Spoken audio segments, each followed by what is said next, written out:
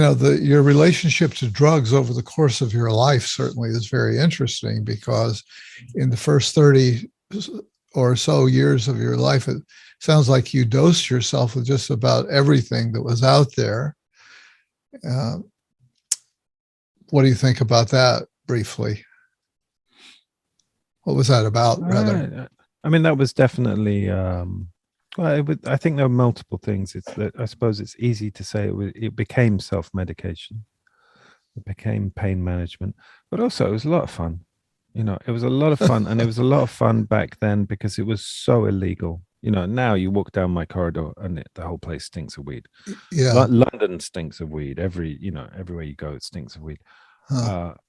But I really liked being part of a subculture, and as a dyslexic, autistic, whatever I am, an outsider, who failed miserably at school, and was drawn to Kerouac and these kind of things. To be part of a subculture had a genuine romance for me. I loved it. I loved scoring drugs. I loved being part of a kind of that.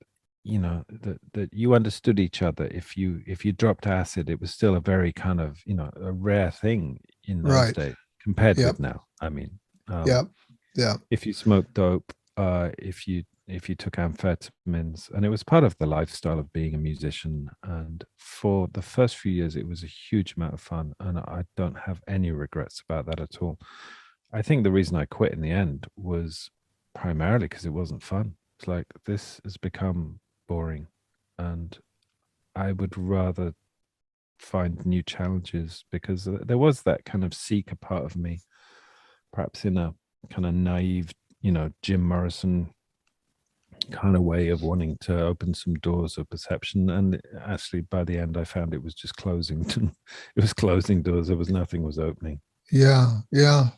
It could get to be very repetitive. So you write that for a period you got lost. That I like the phrase that you lost the plot. You say, and in your 40s, and went into drug rehab. And I'm wondering what the drug rehab was like for you, because sounds like it was probably a big shift away from the lifestyle that you had lived up to that point. Was it a 12-step program? Was it about total abstinence? I did 12-step for about 6 months. The hardest thing for me, I found kicking drugs easy, because like I say, it was boring, and I like challenges. And so I found that working on myself and living with my pain became the new high, in a way. And the challenge of knowing myself more profoundly. But the hardest thing for me was leaving the subculture, leaving the scene. And I knew I had to, I left my girlfriend, I left my job. I was working in the film business, which was a very, very druggy scene in the 80s.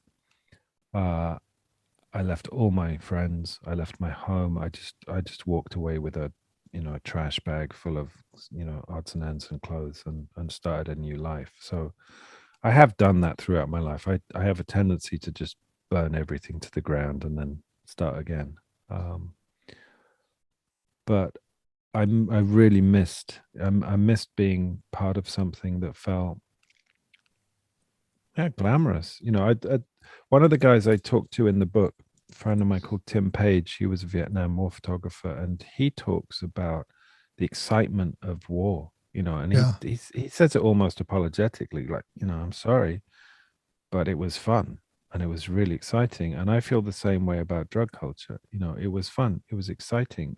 It exposed me to adventures and people that I really, really, I'm glad I had those experiences, and I'm glad I stopped, because you keep chasing that high after a while. But I don't have any regrets about doing that.